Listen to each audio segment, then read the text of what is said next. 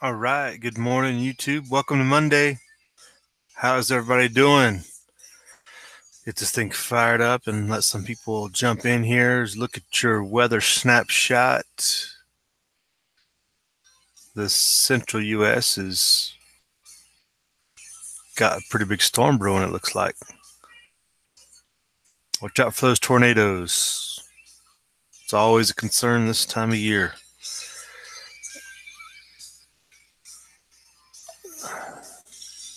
But it looks very wet for some people out there. M. Long's got the weather coming right over top of him. But high and dry out here.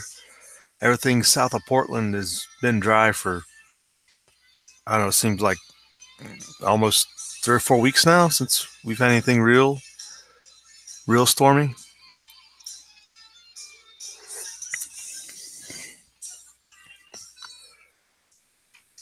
But up there in the British Columbia area, getting quite the storms, it looks like. Hey, all right. Good morning, Bikes. How's it going? You staying indoors this past weekend? How hot is it down there? It had to be like 110 because it was warm here.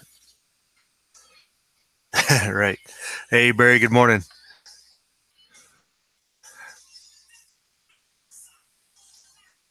Rooster, how's it going? Yeah, hot. Yeah, I think everything over in that Central California Valley area has been pretty hot. Seller did a video the other day of his having to deal with his animals in the heat, giving his pig a shower. It looked a little warm in the 105, etc. It was like 95 here, so it's bound to be hot over there.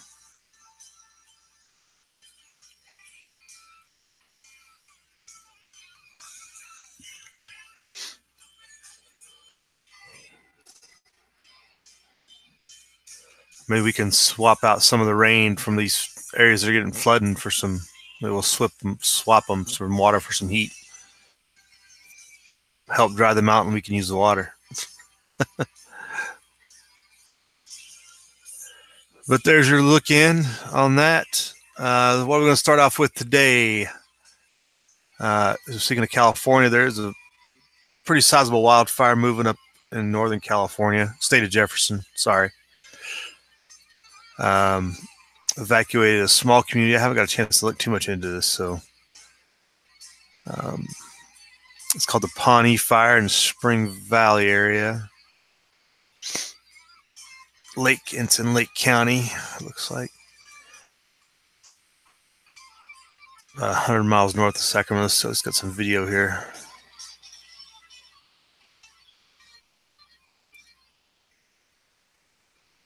Does it have any volume, or does it sound like it? Or it's really low? Yeah, no volume. That's 11 minutes of fire. We won't cut it that long, but let's see. This is some pretty heavy brush, it looks like. It's definitely a forest fire, not what we'd classify as a brush fire.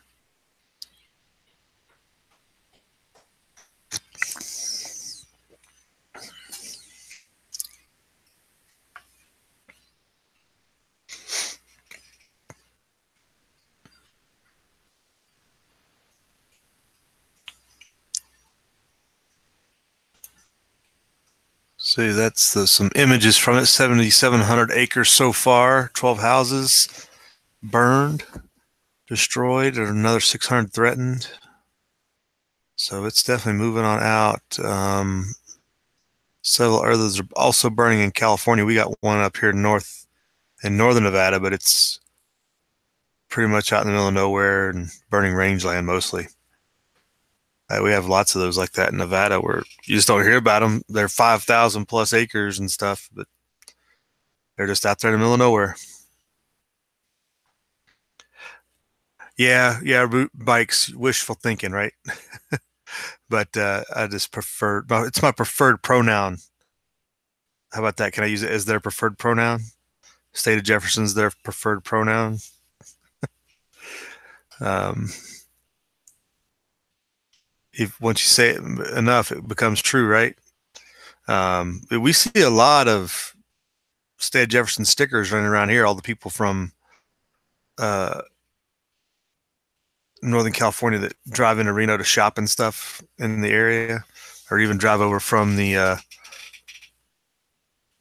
lake area. I think one of the counties that's on Lake Tahoe signed on to the state of Jefferson proclamation. I can't remember which one, but one of them did. So yeah, it's my preferred pronoun for them. So also moving on, speaking of California, taxes. It's like California and taxes go hand in hand. Um, Taxes got raised on you last week. We didn't get a chance to hit on it as it came out Friday, I believe.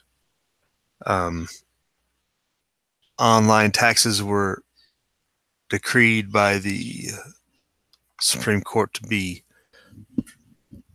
justified for all states. So no matter if you reside in the state or the transaction, because it takes place on the internet, somebody gets to tax you, I guess you'd say. What's funny about this article is this is in the EU or the UK news, yahoo.com. It's not even on the US site. It's almost like they're trying to suppress it instead of promulgating it and getting it out. But it's an AP article. So the Supreme Court ruled on that. If you didn't notice, that sales tax will come. States can make people comply with sales tax in their state on online purchases. Now, the tricky spot is it going to be the seller or the buyer? And it's going to be up to the state, obviously, to do that. Being Nevada is the hub of Amazon, Nevada might not make a move to tax online retailing.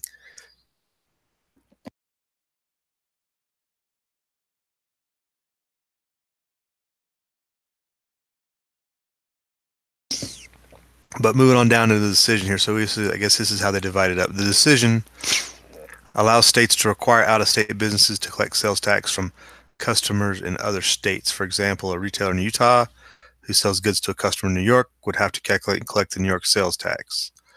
The ruling potentially means thousands of small businesses that never collected sales tax exempt in their home states will be responsible for tax in some 10,000 state and local jurisdictions nationwide.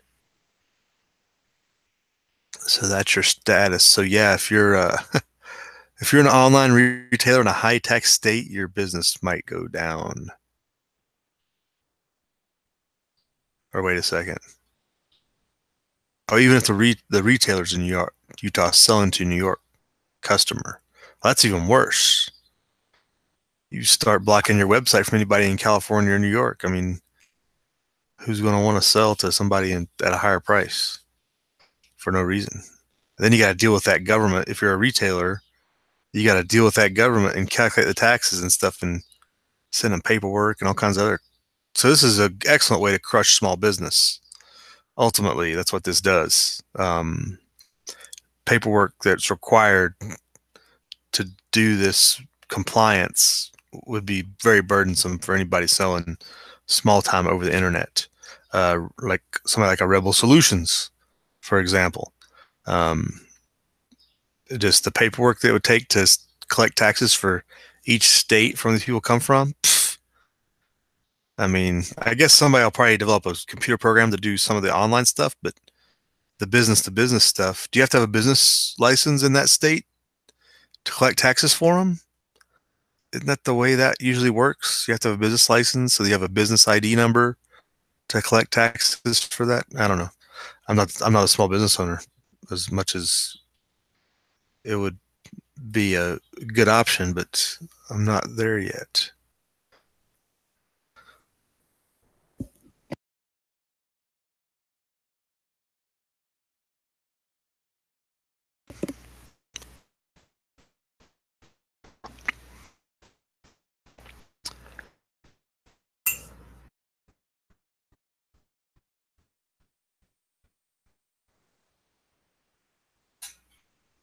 So going on down,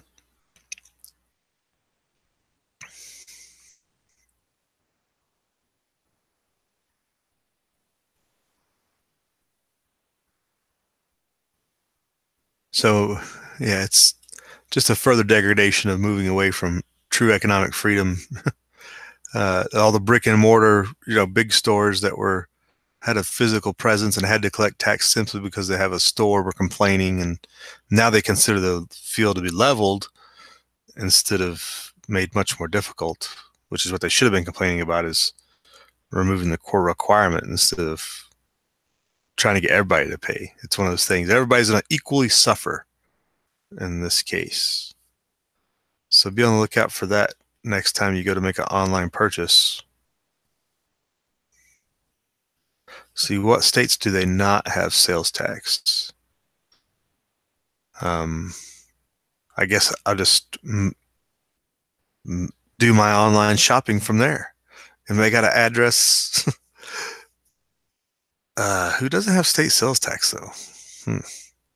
Florida, maybe? Idaho? Montana?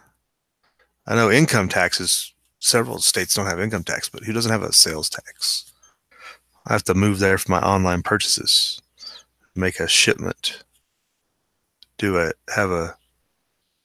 up a P.O. box in a state and have UPS pick up from that box and deliver your home. The roundabout way to get around. It'd be better to pay UPS than to pay the taxes. Here we go. The ruling upheld a South Dakota law that exempts sellers with $100,000 or less in sales in the state. Other states are free to set their own threshold. So South Dakota exempts sellers with $100,000 or less in sales in the state. So you can sell to people in South Dakota without having to put sales tax on them.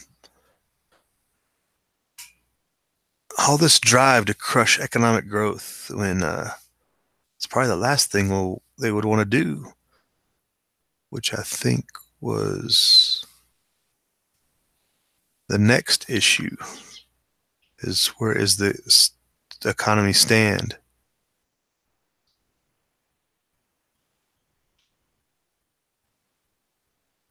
So here, talk about tax compliance software and services are designed to work with the programs retailers use to process their sales transactions. They're linked to databases that track tax rates in 45 states. So there's 5 states that don't charge the sales tax. There you go.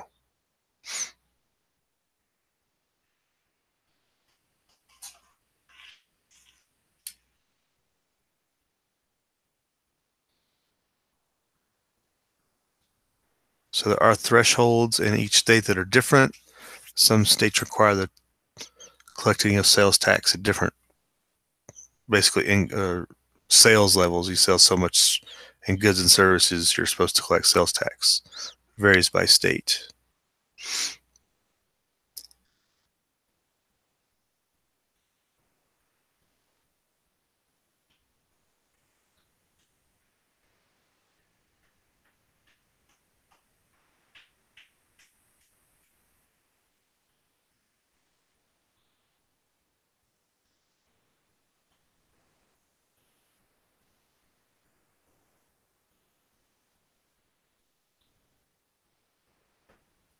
And moving on down, talking about small business. So that link's below. If you hadn't heard, more taxes coming your way, which is just what we need when signs of a recession are over the horizon.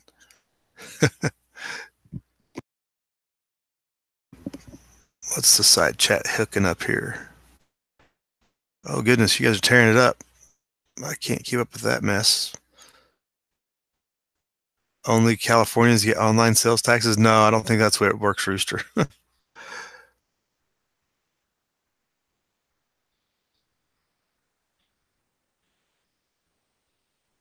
Hey, good morning, Walter Davis. Thanks for joining us. M. Long, welcome. Good morning.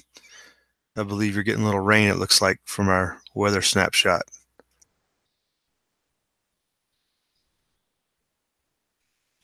Montana has no sales tax. Okay, there you go. There's another one. 01 Crom joining us this morning. Live in Wyoming and shop in Montana. Well, I live in Nevada, same thing, no income tax.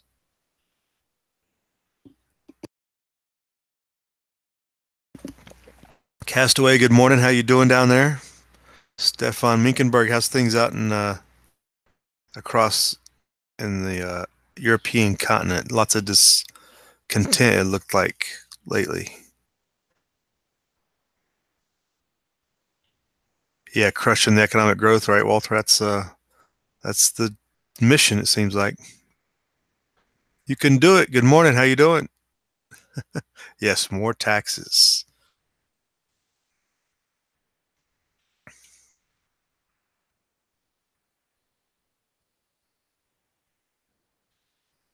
Yeah, like some online places do charge the state tax already anyway, but by law they weren't required in a lot of places. Um, and 01 Crom's gonna brag about his no tax sales tax. So yeah, so signs of recession. This is out of the New York Times, and I know we've talked about this on here for months and months and months. The yield curve is a very telling indicator to watch out for, um, to see how they're going to play this economic activity game. So the yield curve is perilously close to predicting a recession. Something it has done before with surprising accuracy. Supposedly it's become a big topic on Wall Street, but it seems like they've avoided it at every chance they get to talk about it.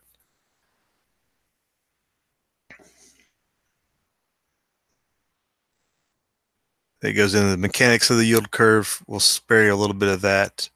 But again, the top, off the top, yield curve is the difference between the interest rates and short-term bonds and 2-year, 10-year, 30-year bonds, treasury notes. So this is the spread between what are they measuring here? This is between the 2 and the 10-year. And what we've been tracking mostly is the 10-year and the 30-year, which seems to be most concerning when you look at a lot of the long-term growth. 2 and 10 years kind of more short-term. But the spread, most notes here, is 0.34 at this time, which is, as you can see, very, very, based on this graph, where it used to be over 2 percentage points separating, is now down to 0.34% of a point on those interest rates. Which is essentially, I mean, not a statistical anomaly, but margin of error. I mean, it's nothing. 0.34 is nothing. It's basically flat. And then there's the inversion concern. If the 30-year drops down lower than it is, it then inverts the curve. And the curve goes like a hump on a camel's back, which they really don't want.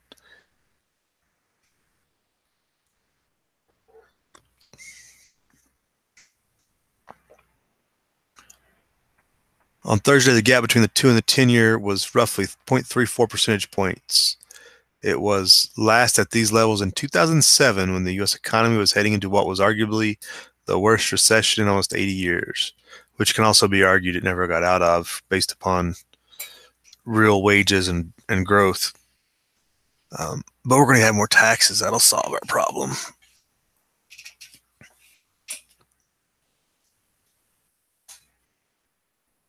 So then there's the inversion concern.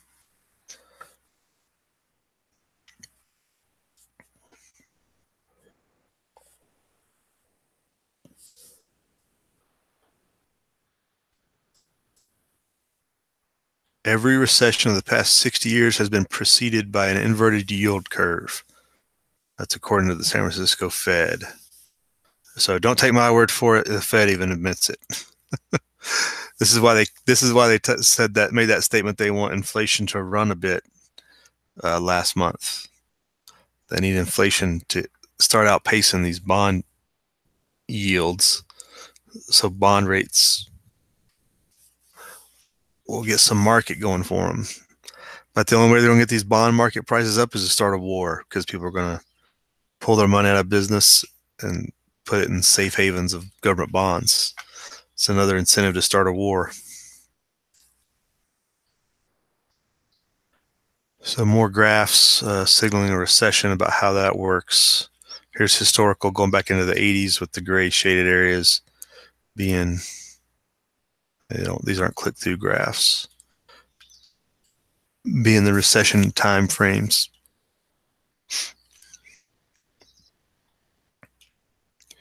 So they question the recession.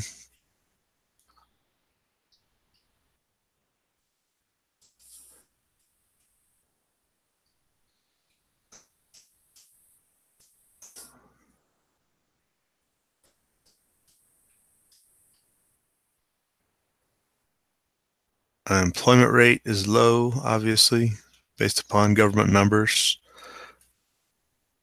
But labor force participation is super high. A lot of that due to the retirees and baby boomers and stuff. So more people working harder to pay the man, I guess you'd say. Let's check out our side comments here. So that article's in your links below. Man, you guys are chatting it up this morning. Crushing it. Yeah, okay, we're back up here.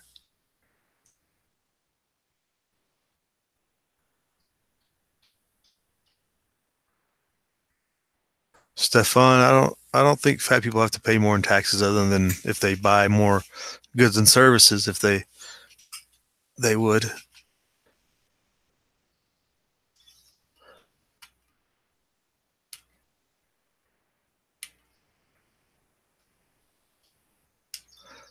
You get to go to the home desk spot today, 01?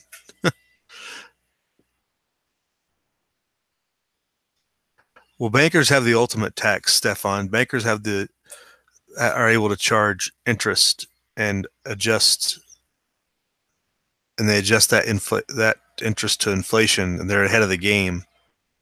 That's bankers aren't really taxed; they beat taxes, I guess you'd say, and beat inflation.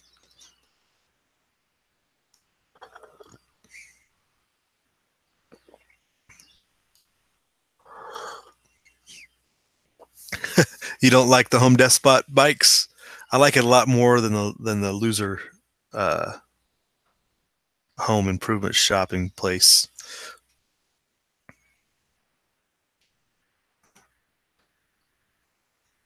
So you guys are talking about that. You guys aren't even on topic.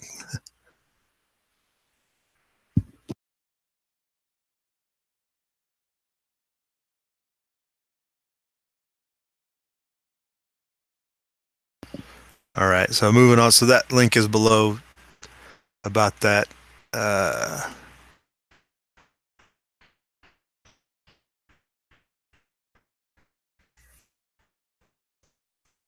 So the Fed's hand. So, and this is, again, more telling. This is right in the New York Times, and people don't read it for what it says. There's an argument to be made against reading too much into the yield curve's moves, and it hangs on the idea that rather than the free market, central banks have had a big influence on both the long-term and short-term rates. Central banking is not a part of the free market. Simple statement. It's right there. People don't get it. You can read them out of the New York Times and still be like, what? Central banks are not part of a free market. Central banks control half of every transaction we have. Thus, we do not have free market economy. It's that easy to break down. Even the New York Times knows it. Since the last recession, central banks bought trillions of dollars of government bonds as they tried to push long-term interest rates lower in order to lend a helping hand to the economy, and that's where the real crux is, or stuck.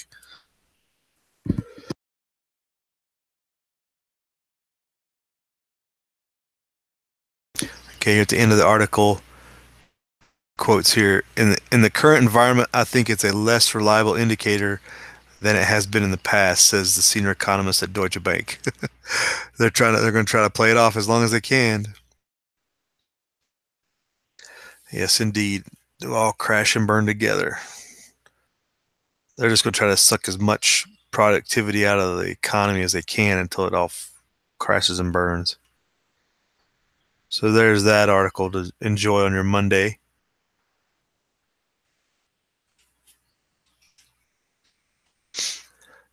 What I think I had one more here. Yep.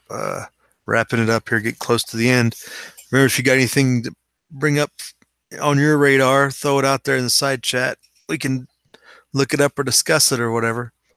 But checking in on our favorite collapsing government, Venezuela. The army is rationing water to the people.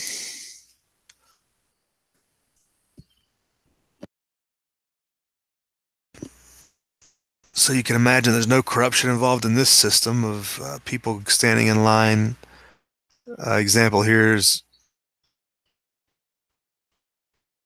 water filling station in Caracas. So this gentleman, so it's a, what's the word for it? When they basically follow somebody's path to tell the story of what's going on. But this gentleman, Rigoberto Sanchez, wakes before 4 a.m. Hours later, his tanker is in a slow-moving line with a dozen others. Only 2 of the 10 pumps work, and Sanchez will have time for a couple deliveries if he's lucky. If he's luckier, the military won't intercept him. They hijack our trucks just like that, said Sanchez. Oh, yeah. So military corruption abounds in Venezuela.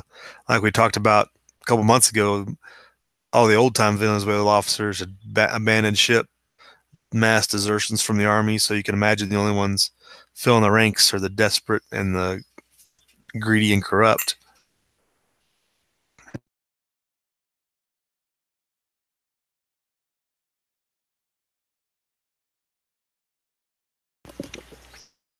So 7 major water access points in the capital of 5.5 million are run by soldiers or police who took total control of all private and public water trucks.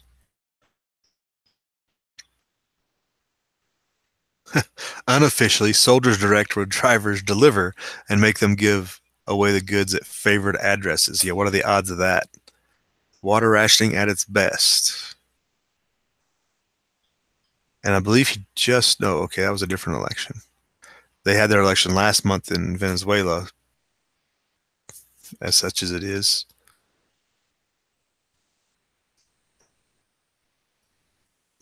So the regime has handed lucrative industries to the 160,000 member military as the economic collapse gathers speed.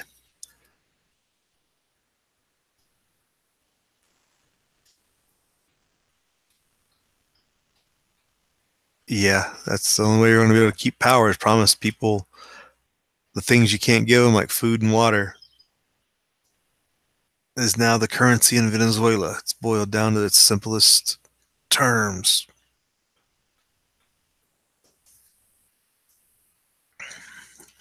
So that's a good story for you.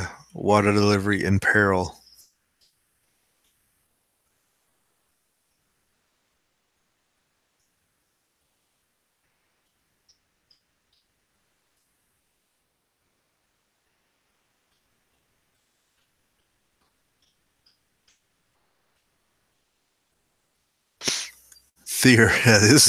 Theoretically, water in the socialist nation is subsidized, costing pennies a month, but the pipes in Caracas haven't been renewed in 3 decades.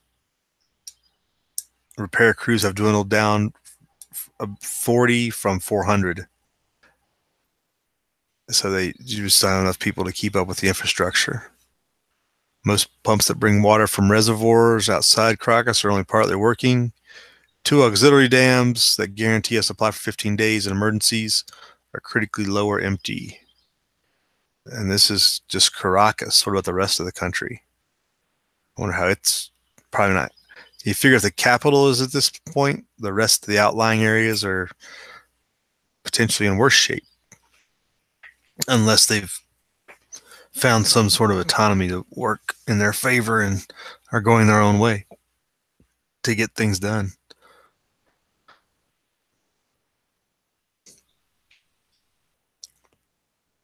Hey, Tommy Boy 9, what's up? Good morning.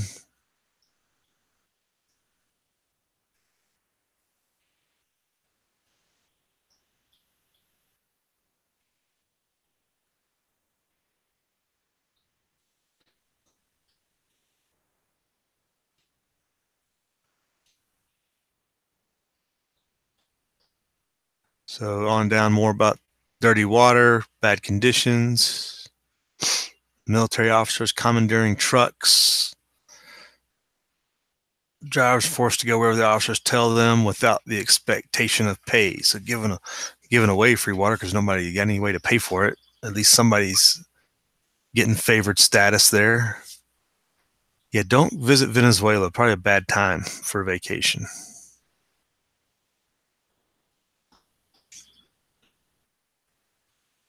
This fella's got a nice spring set up here. This is the way to go. Punch your pipe in the mountain. And why don't they build spring houses elsewhere in the world?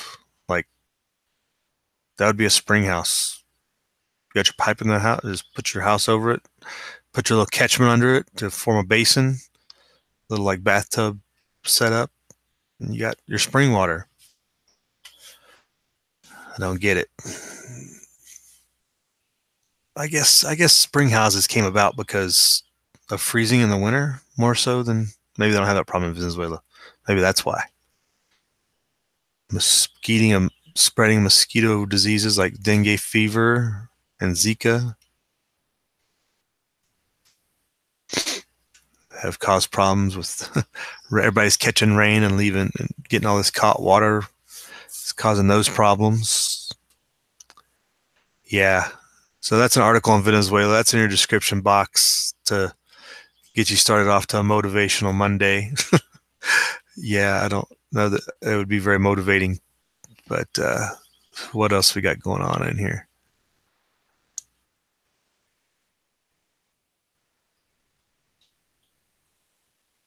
Yeah, Stefan, the water belongs to Leslie. Well, Venezuela's water doesn't belong to anybody, doesn't look like, because nobody can get a hold of it. They could probably sell it to Nestle for a pretty cheap price, though.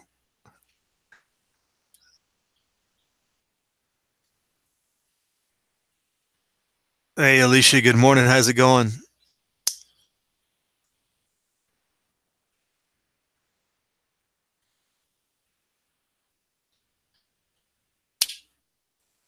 The invading humanitarian forces.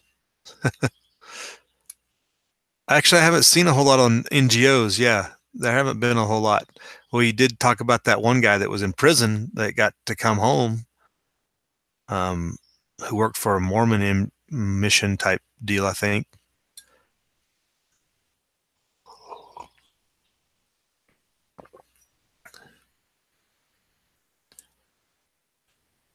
It's going for you, Alicia. Does that mean it's going for your day, or is it going in Venezuela? Have a hard time keeping up here. All right. Yeah, so that's the situation. We're on the brink of economic collapse, and California is burning down. I don't know. Did we get anything else out of the news this week? There was a re-election in Turkey. Let's take that for what it's worth. When you got people like that running the show, what are they like? Is there any elections legitimate?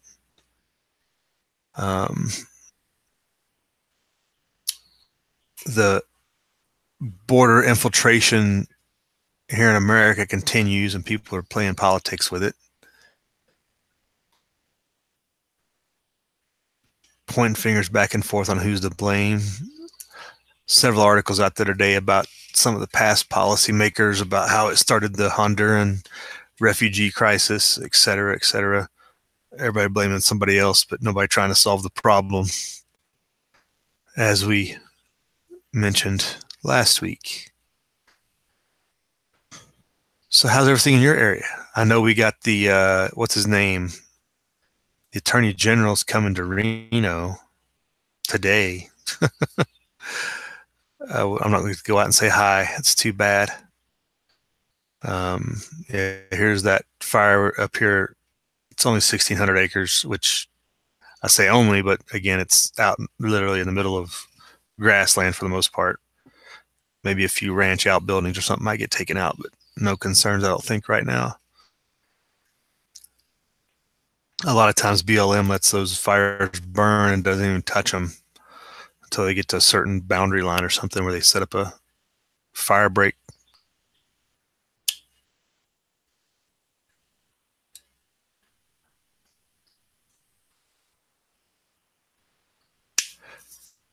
Yeah, Castaway, several countries are having a big problem. It goes back to what they're tied to economically. They're all tied to fake money and fake economies, centrally run, aren't going to survive. There's going to be a collapse of all that system at some point. It's just a matter of what we replace it with. Are people going to be smart enough to take a new route? You look at the EU and all the problems there. There was another article earlier as I was looking through this about the Greek situation is kind of glossed over, even though it's still having big issues. Italy has its issues, so the whole EU is still being propped up by Germany, essentially. And with Brexit, that's one of the last decent economies. If they pull out, the EU is really on a shoestring. And it's all based upon debt and more debt, most of the problems. And we've got our own problems with that same thing. Just everybody thinks that the dollar is somehow magical and stronger than these other, what they call currencies.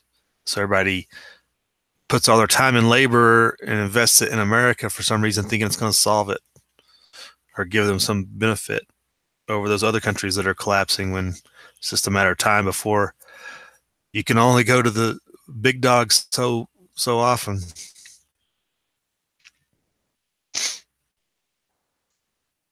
The great collapse, potentially, Alicia. I don't know if I would call it the great one. I don't know if history will look back on it like that. It might call it the reawakening or the rejuvenation. It might be something a lot more positive than the great collapse, because it'll be a realization that we're getting out of the system we should have been out of a long time ago.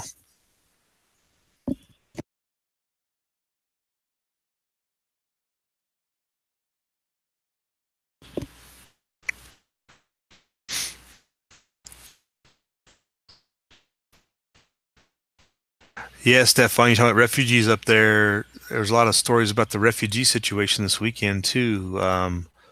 Austria is about ready to back out of EU agreements and control its borders, I believe, was one of them. Stuff like that going on. Where did I see that? Was that maybe on the Zero Hedge? Lots of stuff like that going on within the EU. The Great Correction bikes, is that what we're going to call it?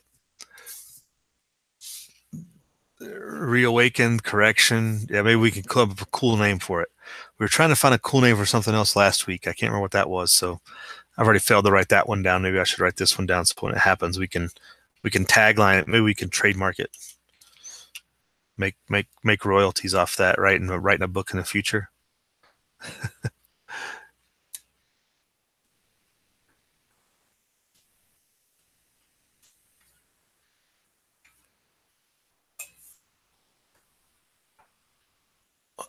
What farm are you talking about, Stefan?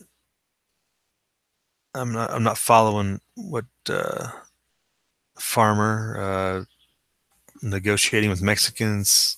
I'm not following who's not selling land. Sorry.